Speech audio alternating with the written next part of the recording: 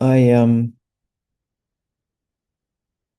there's a saying that goes, it would be easy to be a Christian, or I guess it would be easy to get along in a church if it wasn't for one thing. And that one thing is people. People make things complicated because we're imperfect and we're all different and we all have our own ideas. And I want to sort of address that a little bit today. I often think, why are people with such similar beliefs? How can they be in such deep conflict and and can be so offended by each other's thoughts when they're just so close in their beliefs? And I've been that person. I've been that person who's offended. And so I want to talk about people today, and I want to talk about what sort of people Christ calls each of us to be. Um, and it's different for me and for you. Each one of you who are hearing my voice today have a calling. And I believe that just like John the Baptist's calling was different to Christ's calling, we each have a different calling. But I want to read the words to some lyrics to a song called People that I came across. I won't read all of them, but here's some of the lyrics. It says, they are the best and the worst you've created, loving and hating and opinionated, loners in basements and those congregated. Deliver me. People, people, I know you can heal me from many things. What about people? Deliver me. It's like a prayer to God, talking about people and the influence they have. And he says, because I can't point them out, I won't say their names. I don't know the damage or which one to blame. It's just people, people. Deliver me. It says, the hurt are hurting and the broken are breaking. And the ones who had their joy taken away are out here taking from other people. Sounds like the online community to me specifically, but it's the world. It's been the world for thousands of years. And at the end, he has this refrain that goes on. It says, forgive these people, heal me from people, crazy people, trolling people, self-righteous people, entitled people, hating people, disrespectful people. And then just when you're thinking he's becoming very judgmental about people, his last line in the song is, forgive me when I'm one of those people. Deliver me. And that kind of sums up the complexity, I think, of living in this world with other people, even other Christians.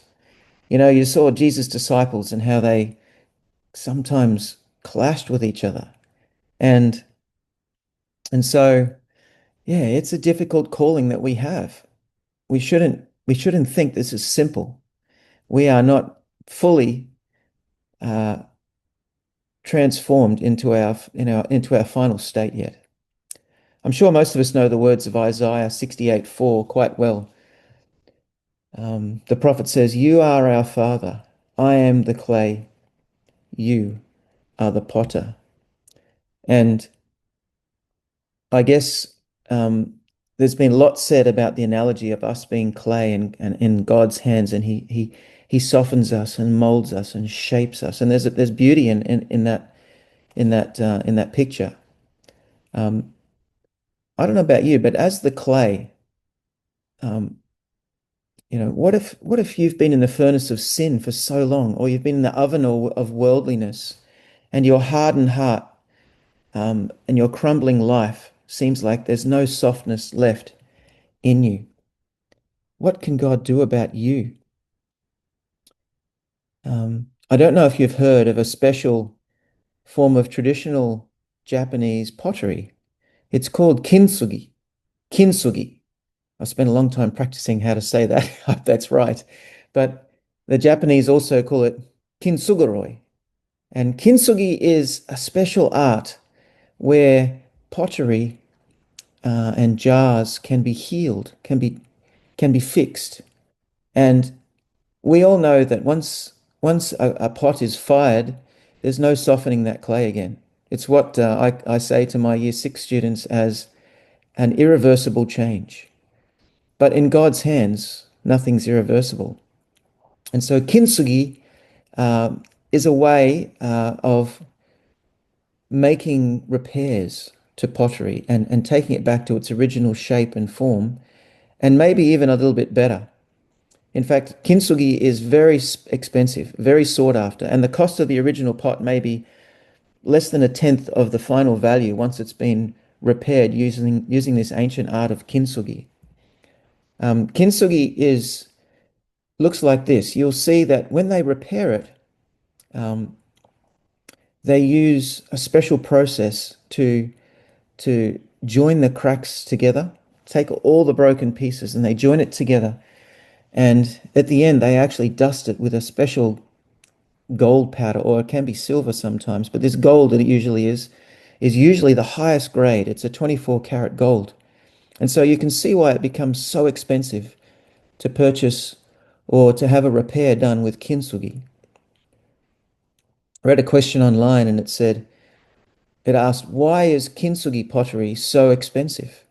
And the answer given was because kintsugi requires two things, a broken vessel and months of intricate work and labor.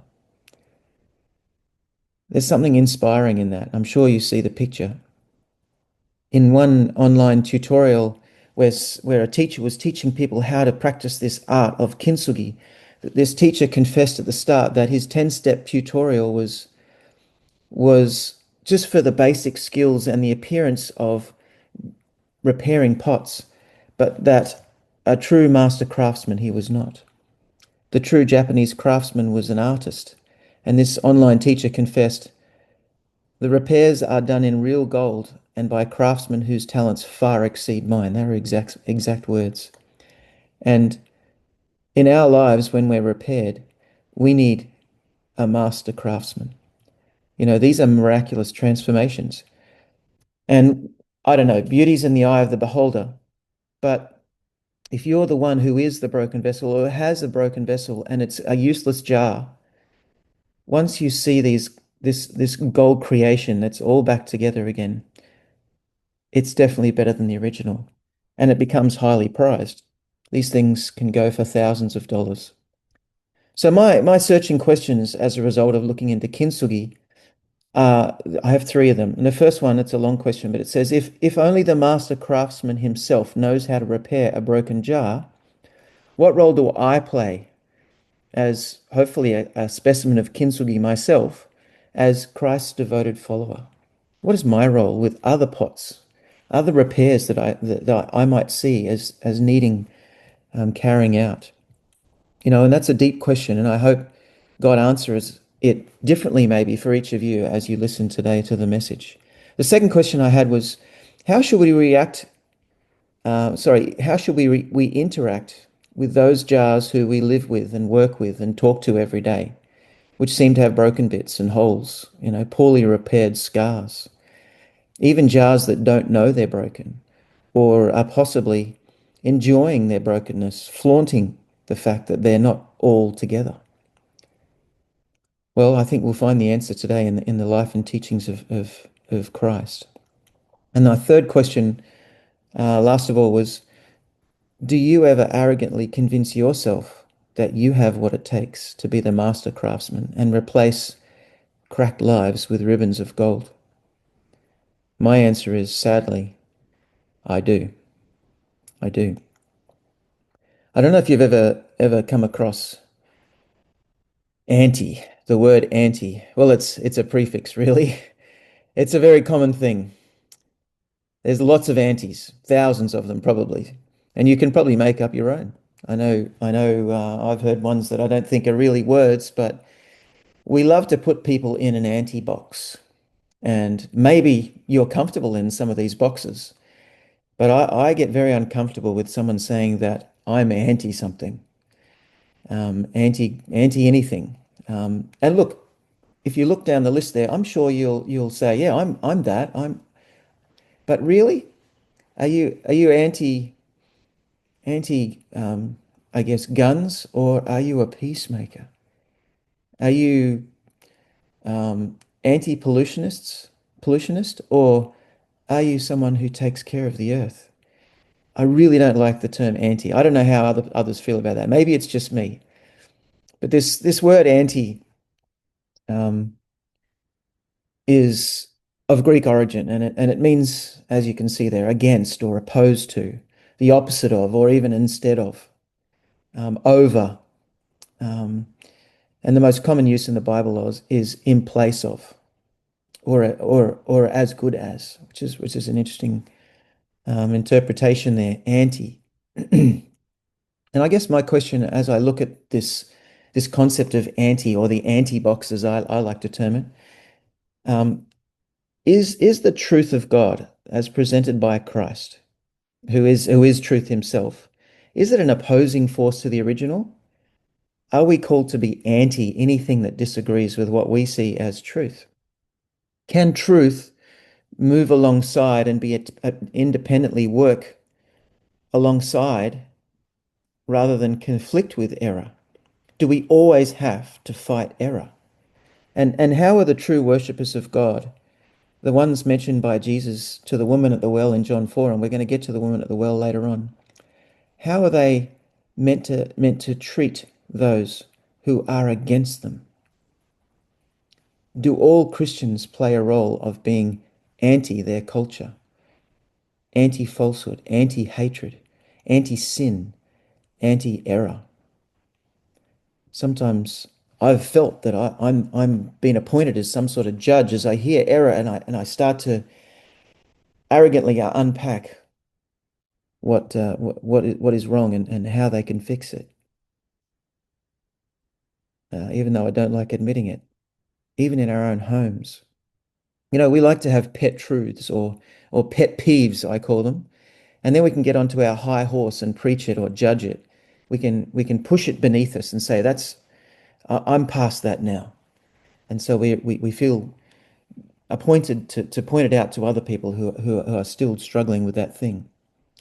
And the opposing parties to our truth have anti-labels ready for our side of the fence too. Um, and I wonder, is this a battle that we've been called to? Who is your enemy? That's a deep question. Who is your enemy? Who is my enemy? Who is the enemy of God? I don't know if you've heard of this concept of living a life of being unoffendable. Unoffendable. Is that really what we're called to be? And and I ask another question here. Does an increase in my knowledge or my understanding just lead to more ways to be offended, to be put out, to be disgusted, appalled? I've heard many of my friends and teachers of the word tell me, just because I'm have a great and powerful conviction, is that really any evidence that I'm right? There's a lot of people who are convicted. Um, I read a book on this. I'm reading a book on being unoffendable at the moment, and I agree with most things in it. But there's a chapter which really appealed to me, and the chapter's called "Everyone's an Idiot But Me." And I ask you, have you ever been in that boat? Have you ever swum in that water of feeling like, oh, what's wrong? What's wrong with the people around me? If I look back on the life of Ian, you know, if I go back to 2024, just one year, are there things I've learned since then? Was 2024 Ian wrong about some things? I could go back to 1990s Ian, when I didn't really understand who God was, and I really didn't understand um, that Christ really lives in my heart by the Spirit. Didn't really understand that, and I was wrong, more wrong than I knew. If I go back to 1981, and I'm the principal's special helper that he chose in his year 6 class to take special things out of his storeroom and bring them out to everybody else, and I decided I would steal a pencil from his storeroom, and he never found out. You know, I was really wrong then. But am I better now? Am I more qualified to judge and to condemn other people, and to be really offended when people say the wrong thing? We if we look back in the Bible, we find the first person who was ever offended. I don't know if you ever asked yourself that question. Who was the first person mentioned in the Bible that was offended? And you'll probably quickly come to the very first few chapters of the Bible. And Genesis chapter 4:1 tells us that now Adam knew his wife, and she conceived and bore Cain, and said, I have acquired a man from the Lord. We don't often think of Cain as a man from the Lord, but that was what his mother said when she saw him, this gift, this beautiful child, a first baby she's ever seen. And you can just tell that he was the apple of her eye immediately. And and for Eve, only God could create such something with such beauty. Well, it's only a few verses down, unfortunately, that we see in Genesis 4:4-7. It says, And the Lord respected Abel and his offering, but he did not respect Cain and his offering. And Cain was very offended or angry, it says in the scriptures. Cain was very angry, and his countenance fell. So the Lord said to Cain, Why are you angry? And why has your countenance fallen? If you do well, will you not be accepted? And if you do not do well, sin lies at the door, and its desire is for you, but you should rule over it. Cain is offended. He thinks, I gave my best here. But why is that not good enough? Why does he get the tick of approval there? And immediately his spirit is changed. It says his countenance fell. I'm like that. I don't know if you're like that. I see something and I think that's terrible. That's disgusting. How could people get away with it? Why doesn't somebody say anything? I want you to think of when you've been offended. Maybe think of Bible times, people who are offended in the Bible. Maybe think of Moses striking the rock. Think of stones in religious leaders' hands, poised to stone Stephen and Christ and others. Think of King Saul holding a javelin, or Caiaphas tearing at his cloak. Do you get offended? Do I get offended? I recently tried to think about what was the worst sin I've ever committed. What's the worst thing I've ever done? The thing that gives me the most pain still. And it wasn't too hard to identify. And maybe it's painful to consider for you, but for me, it was worth considering. And when I look at it, it's the thing that I look back and most wish I could press the pause, rewind, and replay button and do it over again. And it was the result of anger. It was done in anger. When I think about my teachers at school growing up, the worst teachers I can remember were not the disorganized ones or the ones who made me do certain things. It was the angry ones. I had one teacher who used to go bright red. It started at his collar and it went up to the top of his head, and I could almost see steam coming out of his ears.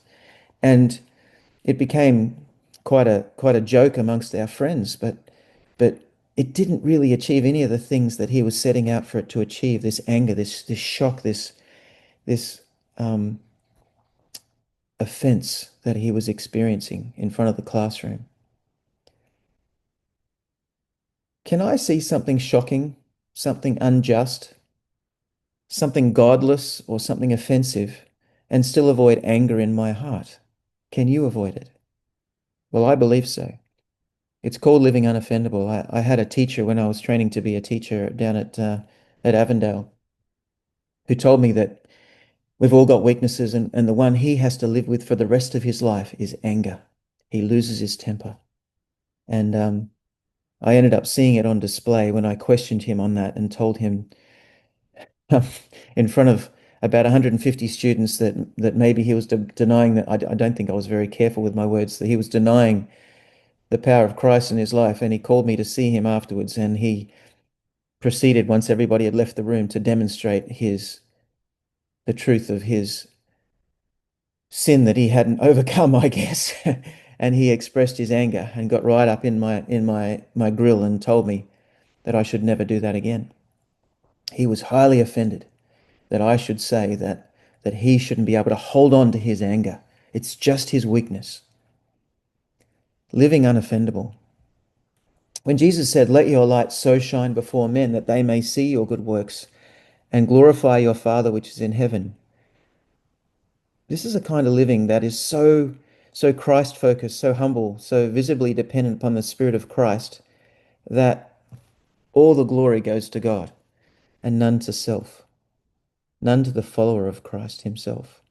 You know, walking in the Spirit, living in Christ, gives the meek what I would call this unconscious power. Maybe you've experienced it in part, if not in full,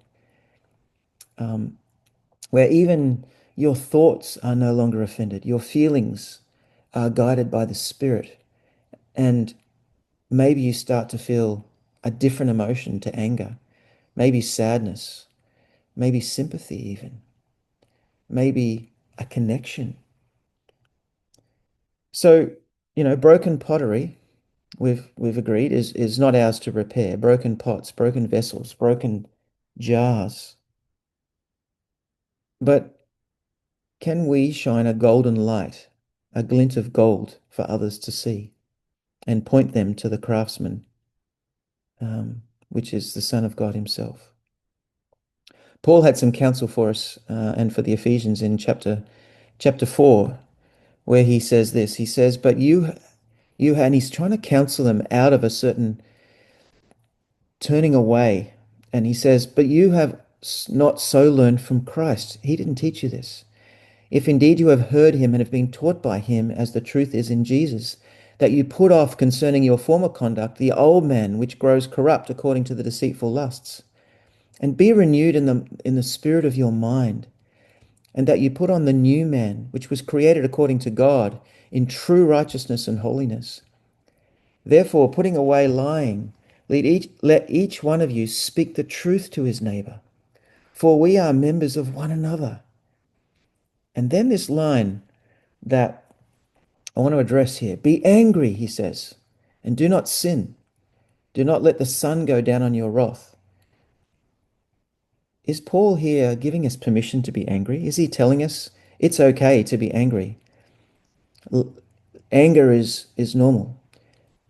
Well, I think maybe he is. Many Christians call this righteous anger, this passionate indignation that Christians can experience when they see error or godlessness, and their spirits are roused, and their passion comes to the fore, and maybe a response is required in the thoughts of their heart. Be angry and do not sin.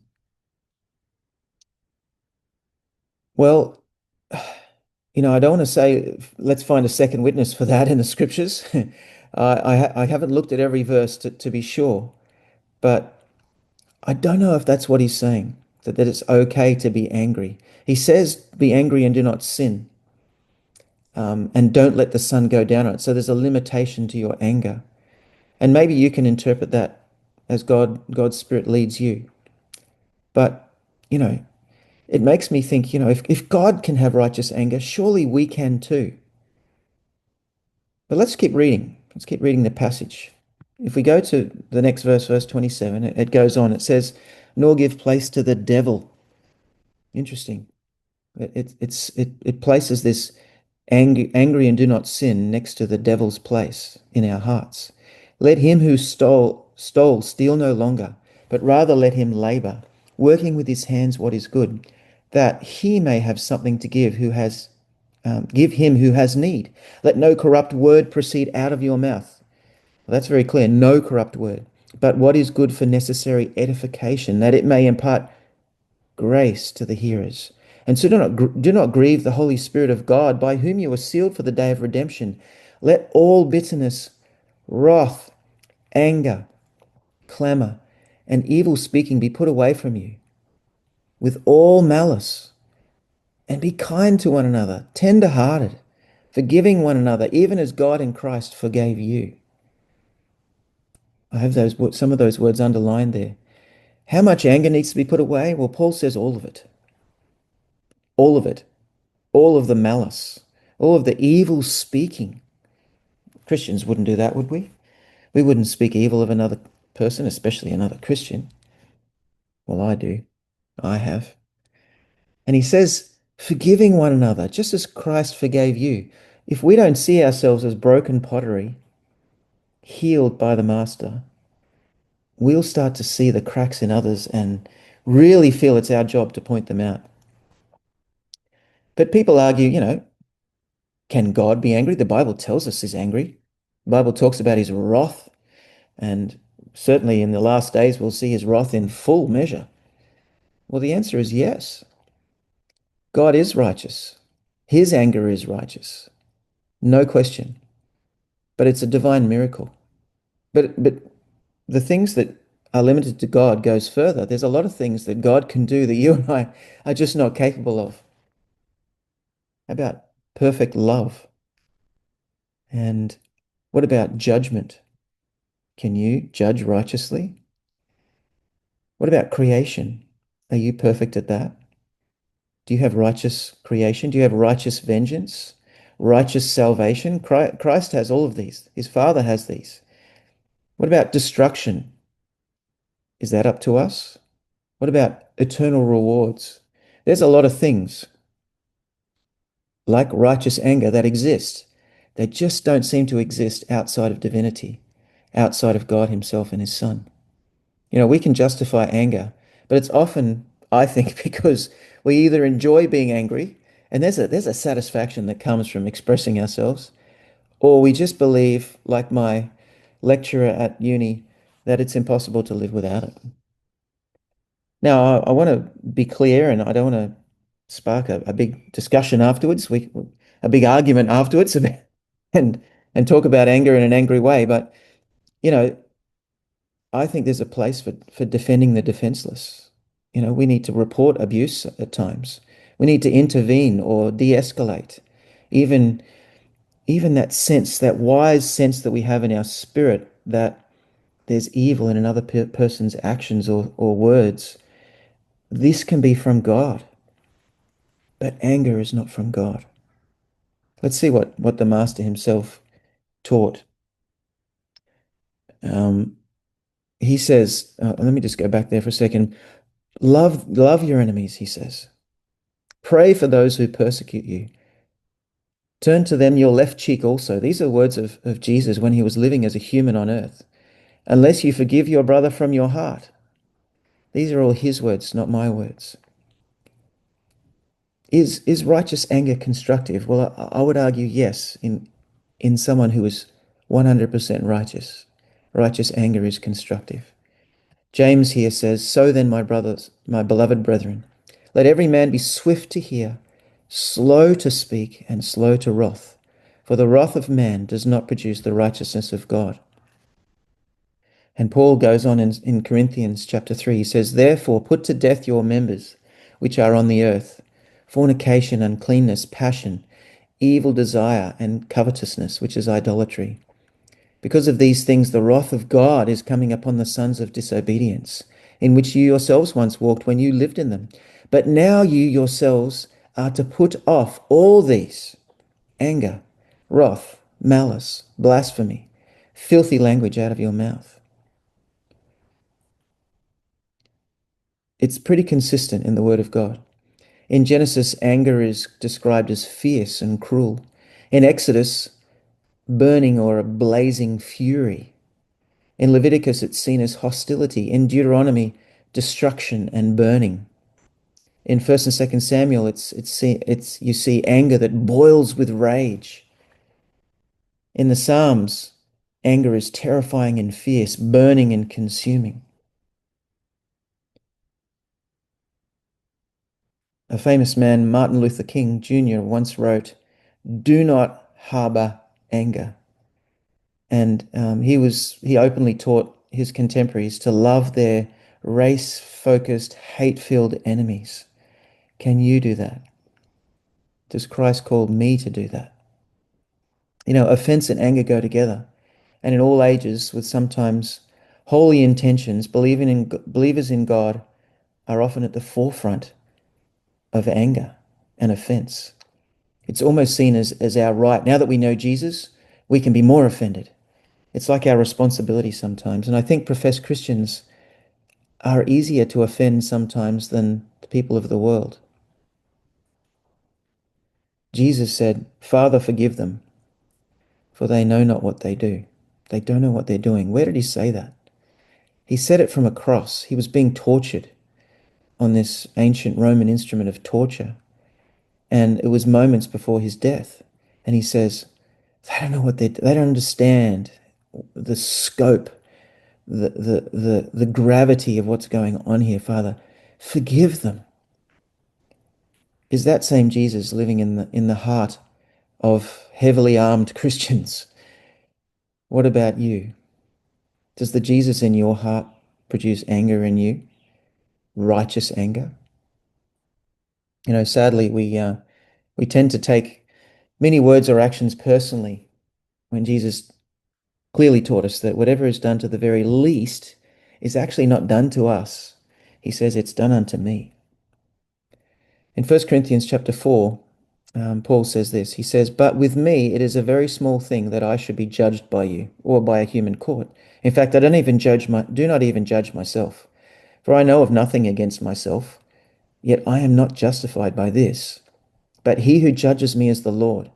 Therefore judge nothing before the time until the Lord comes, who will both bring to light the hidden things of darkness and reveal the counsels of the hearts. Then each one's praise will come from God. Paul is saying something clearly here.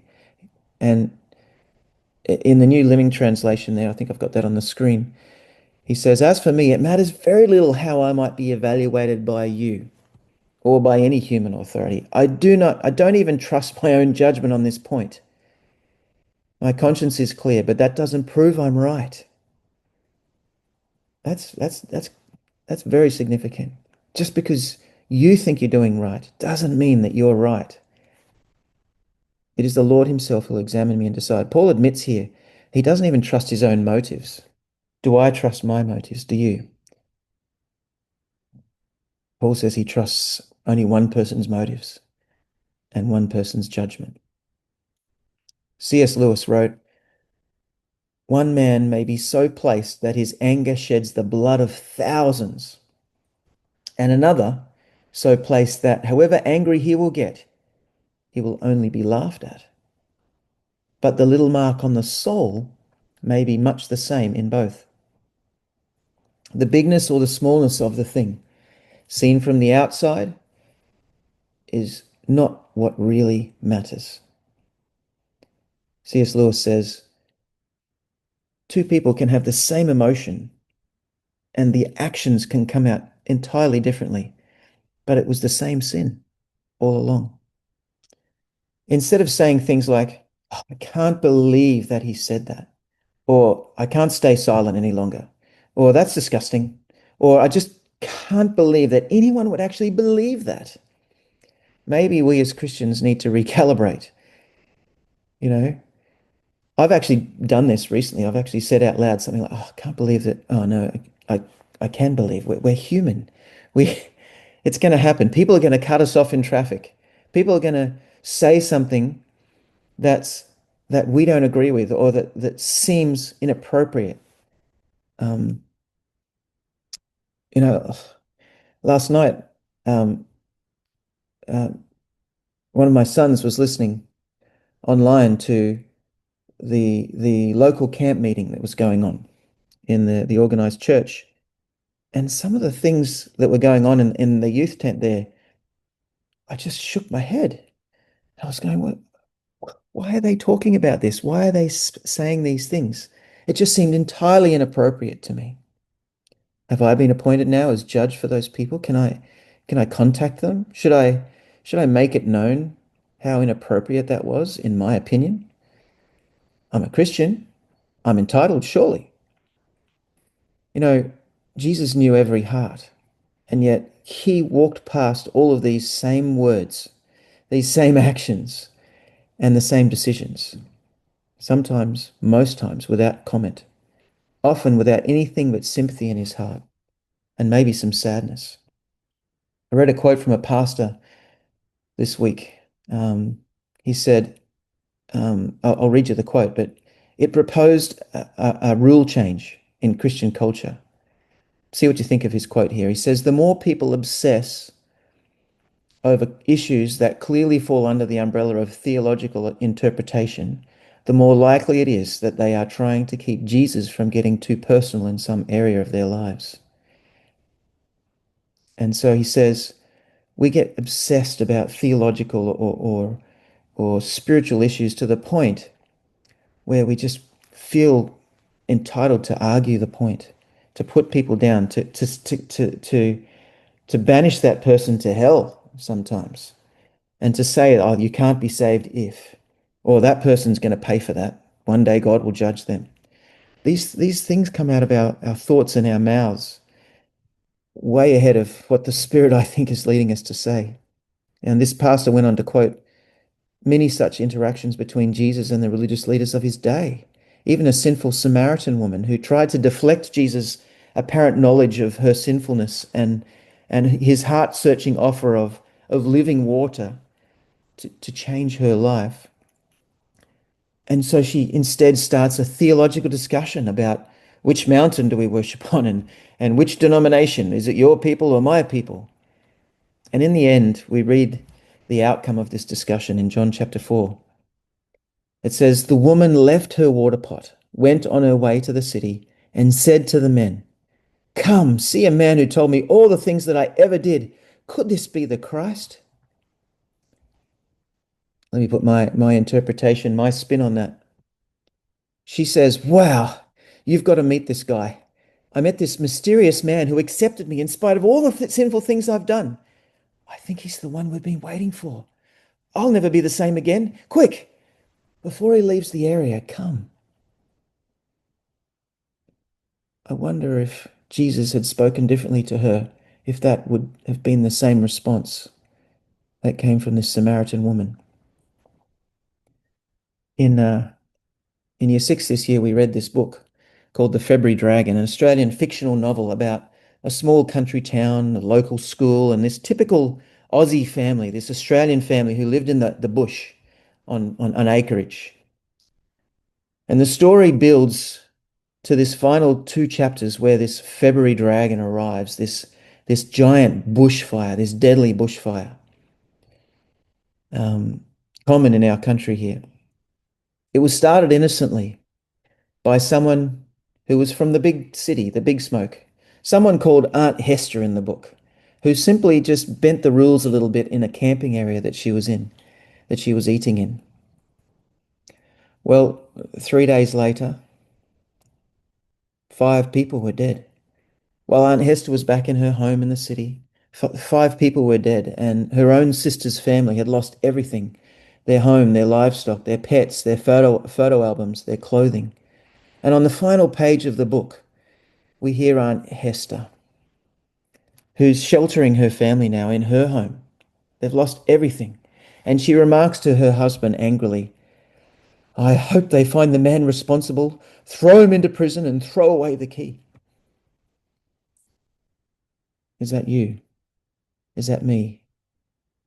You know, every time we, in offense, in anger, judge another of anything, we judge ourselves. We do it all the time. We call out sometimes. Jesus could have done that at the well and call out and said, hey, lady, you know, you've got problems and I can unpack them for you. Um, here's your first one. Here's your second one. And salvation is from the Jews. And he could have gone on some of the things that he actually said, but said it in a totally different way and lost the connection and maybe sent her crying and running back to the city, to the town that she came from. I have a story about a former boss of mine, a godly man, a school principal that I worked under. I was part of the administration team, and when I got to the school, I was just saying, "Wow!" I remember remarking to Jody and saying, "This is just awesome. The staff all get along. Everybody loves where they work. We're doing amazing things here. This community is so poor and broken, and look what this leader and his other leaders are doing. I'm so proud to work in this place." But unbeknownst to me, factions behind the scenes were forming. whispers were spreading and negativity was building and spilling over into the staff room. And before I was aware of any of this, I was invited one Sabbath afternoon by a church member who was also a staff member of the school to their home for lunch. And when I got there, I realized there was about five other staff members there who had been invited also. And we sat around the dinner table and ate a beautiful meal, and it was lovely, and we just enjoyed chatting. And then there came a moment in between lunch and dessert where the man looked at his wife and she gave him the nod, and they just said, "What do you think of the school? What do you think of this leader? What do you think of the principal? How do you think the school's running at the moment? We think there's some real trouble." And I said, "Well, from my perspective, I love working here. It's been awesome to get to know everybody, and we're still new, but we don't know everything." And they said, "Oh, you obviously you obviously don't know." And they started to unpack all this dark story of how this principal is just knocking people off and out to get people, and really was ungodly and really unfit for serving in the school. And I remember just darkness came over me, and we came home to our rental home, and I remember just walking into the bedroom. I didn't want to talk. I didn't want to do anything. I just dived on my face on the bed and just thought, what am I going to do, God? And I found myself waking up 3 hours later in the darkness, not just in the darkness physically, but in the darkness in my heart, just thinking, I thought I was in a good place. I thought the principal was good. I thought the teachers were nice. I thought everyone was getting along. And this darkness had fallen over me. Um, a couple of weeks later, I bumped into another person who was friends with those people, another teacher at the school, a senior teacher. And he grabbed me in a supermarket aisle. I remember the cereal was right there, the muesli was right behind him, and he said, "I need to tell you something. You're next." And I said, "What do you mean?" And he said, "The principal's just knocking people off. I'm gonna be gone soon, but you're next. He's gonna get rid of you. I've got the word, and I know it's gonna happen. Please, you know, report it to somebody. Tell the president. Whatever you need to do. This is your last chance. Before you know it, you'll be out of there, and you won't even know what happened. You'll think that this principal likes you, but then you'll be gone." And I just this thought, wow, this has got to stop. And some of the accusations I knew were false. Some of the things that they were saying, I'd been a witness to, being sitting on those committees and those meetings and knowing that what they were saying was completely fabricated.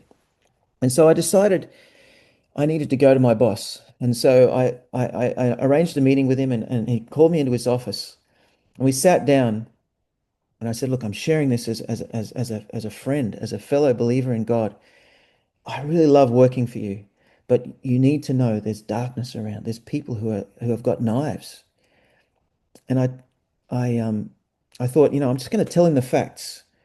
And so I said to him, just what you need to do is call a meeting of all the staff and maybe some of the people in the school. I was an elder in the local church, maybe some of the people in the church as well, and just sit them down and explain what happened. And you'll have some of us there who were there, and they'll see that it was false, and they'll realize that you're not that person. And he interrupted me and he said, "Ian, honestly, if I start defending myself, where does that end? I'll spend every day dispelling rumors, arguing against these perceived falsehoods, trying to convince people of my innocence and my rightness. And you're not the only one who's told me these stories, but maybe some of the people who are telling me these stories don't have it perfect either. I believe you.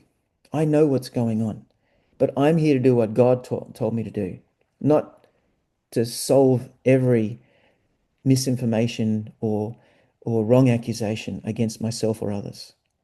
This is his business, and they're his business. I'm going to leave it to him, and you should too." You know, um, by the grace and leading of his Father, Christ was able to come into a world, a messed up world, one that he formed by the word of his mouth, and meet people that he brought to life, who he gave life to, people who are evil, hateful, lost, dishonest people, selfish people, demanding people, ignorant people, and give them autonomy and love them and search their hearts. He was part of a church, a denomination, a nation which is not just imperfect, but opposing his ways, God's ways. How did he interact and respond to them? Well, I'm sure you've seen it in the Gospels. He moved among them and he comforted them. Sometimes he evaded them even, and he didn't answer them, but sometimes he answered them. And sometimes he just was willingly oblivious to what was going on. In Matthew 15, it says the disciples came to him and said, "Do you know that the Pharisees were offended when they heard this saying?" But he answered and said, "Every plant which my heavenly Father has not planted will be uprooted. Let them alone. They are blind leaders of the blind, and if the blind leads the blind, both will fall into a ditch." I love that. He says, you know, it's not what you know. You're going to change anyway. That's a moving target. Walk in the truth you know.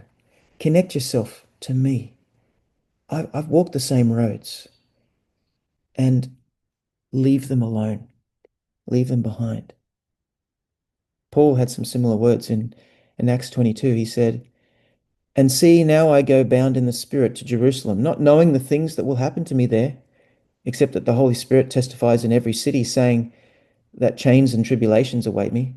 But none of these things move me," he says, "nor do I count my life dear to myself, so that I may finish my race with joy and the ministry which I received from the Lord Jesus to testify to the gospel of the grace of God." Paul's eyes are focused on the gospel and his testimony about the grace of God. He's not focused on himself. He says, none of these things move me. Are we unmoved? Are we unshakable, unoffendable? I have this jar here. It's called Celtic salt or Celtic salt. I'm not sure what you call it, but either way, it's good stuff. It's not like table salt. Table salt's very bad for you and is associated with a lot of health risks and chronic diseases. And this, you can see this container's been refilled um, dozens of times probably with the Celtic salt that we, or the Celtic salt that we buy. Um, and there's a difference between this and table salt, this normal iodized salt. In fact, Celtic salt um, contains at least 82 minerals that we know of.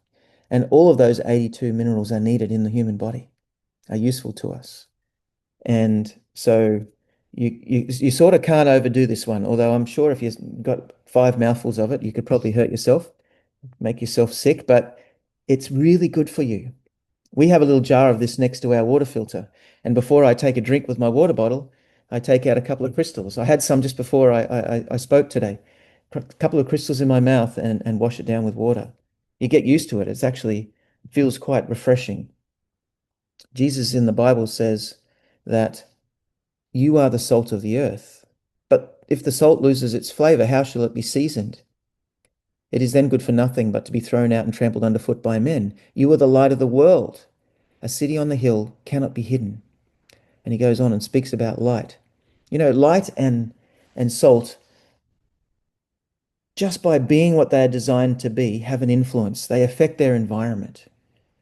Maybe that's what our calling is as the disciples of Jesus. They don't make it, they let it shine.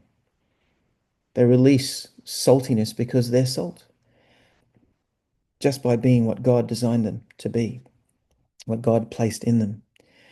If I ask most Christians today, what does the salt represent? What is our role as salt in the world? I think most would say it's flavoring. That's how I use it most often, flavoring, or a preservative. You can use salt to preserve. And particularly the second one there, I think, is not far from the truth. But I want to dig a little deeper into some things that I've learned recently. In the Bible, salt is everywhere. It's used in covenants with sacrifices. It's used as a punishment. It's used to destroy and to do many other things. Jesus says in the Gospels, remember Lot's wife, which is a whole other story of salt. Salt or sodium chloride in itself, you can't make it less salty. You can't sort of remove the saltiness of the product, but you can contaminate it. You can water it down. You can mix it with other substances. And you can even over refine it, take a lot of the goodness out of it. So what was Jesus talking about? A salt losing its saltiness. How was salt used in first century Palestine? Well, let's read in another gospel where Jesus is talking about salt, and that's Luke chapter 14. Where's the salt flats of the Dead Sea? And this is where they actually got their salt from, Dead Sea salt.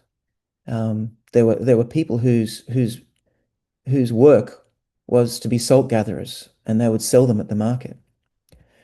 Luke 14, 34, 35, it said, Jesus said, salt is good, but if the salt has lost its flavor, how can it be seasoned? It is neither fit for the land nor for the dunghill, but men throw it out. And he who has ears to hear, let him hear. I don't know if you've ever seen this before and tried to equate that with what he said about our salt losing its saltiness. We are salt. He said, you are salt. You're the salt of the earth. Um, the earth is this exactly the same word as used in the parable about the parable of the seeds being sown in the soil or the earth. We are meant to be in the earth, seasoning the earth, he says. But what does he mean here? Well, Dead Sea salt is, well, currently about 34% sodium chloride in makeup, but it's got lots of other things in it as well, most of them good for you. What does Jesus mean? Salt will not be fit for the land or for the dunghill. Now let's look at the land first, and I haven't got too far to go. I'm sorry, we're going a little over time. Dead Sea salt is largely potassium chloride, and it contains magnesium and many other minerals. And some of them, sometimes they had to get some of the salt and purify it. And the way they purified is interesting too, because they would actually burn it to purify it. But I'm not a gardener. I have a not a green thumb. My wife has a very green thumb, and she loves her gardening. And she's taught me almost everything I'm talking to you about now. But healthy soil needs generally three things. It needs phosphate, which support the root growth of the plant. It needs nitrates for its leaves to assist with photosynthesis, and it needs potash for its flowers and to support fruit bearing for this plant. So all of these things are contained in Dead Sea salt, and so they can be used to do something to the soil. Um, and you can see in the picture there, um, still today, gardeners can use this. If it's a nice pure form of salt, it can be used um, as a fertilizer. And so we see this meaning of us being salt as being a fertilizer. It balances the soil. It can even things out. Even when the fields were degraded, they would often add some Dead Sea salt to it. No, I wouldn't put table salt. We know that desalination is a huge problem with big agriculture these days. But Jesus says, "You are the salt of the soil, the salt of the earth." Here, we're not the sower, and we're not the seed, but we can become salt. So what about the dunghill? Very hard to find a picture of a dunghill. This is kind of what I picture in my mind when I see dunghill. Um, you know, the dunghill was actually more commonly where human waste built up in ancient Palestine. Most people went to a communal place to release their waste, to put their excrement, or they had if they lived on big land, they would have their own spot on their property, which was usually a hole that they dug, and that's where their human excrement was. Their human waste was there. It was known as the dunghill, and in these settings, it's not just fertilizer. There was usually a little tub of salt that was next to them when they went to the toilet. And so as they went to the bathroom, when they finished, they sprinkled the salt, and it was to prevent contamination in the soil, because often they needed to use that soil for other things. And so salt was seen as more of a disinfectant than a fertilizer. And it again promoted healthy soil. So we as salt, as Dead Sea salt, not as common salt, can help break down things that makes other plants, other seeds grow and absorb and be strong as they germinate. Interesting.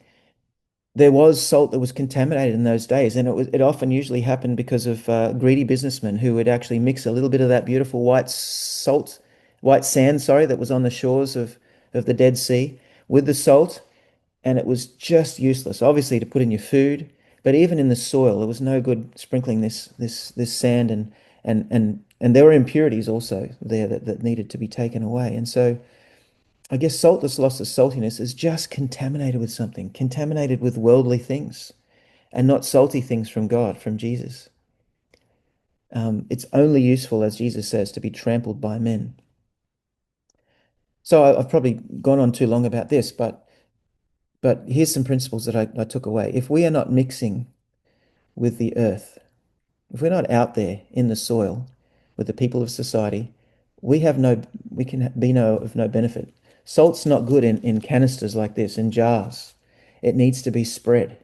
It needs to be in the soil to do any good, or in our bodies.